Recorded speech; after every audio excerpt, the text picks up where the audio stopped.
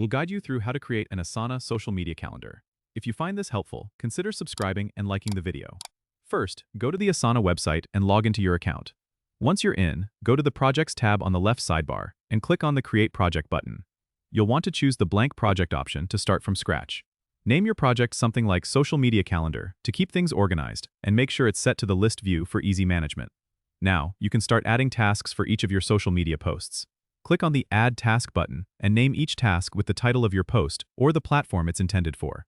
You can then set due dates by clicking on the calendar icon in each task, which helps you visualize your posting schedule. To add more details, click on each task to open it and write a brief description. Add attachments like images, or even include links to drafts.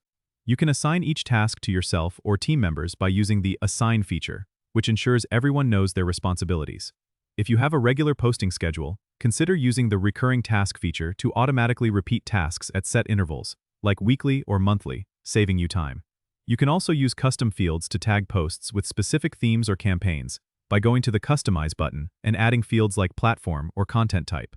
This makes it easier to sort and filter your tasks later. Once your calendar is set up, use the Calendar View option to see all your posts in a traditional calendar format, which provides a great visual overview of your content timeline. Don't forget to utilize the Timeline view for a Gantt-style look, which is helpful for seeing how your posts align with other projects. Finally, regularly check your calendar and adjust as needed based on content performance or strategy changes.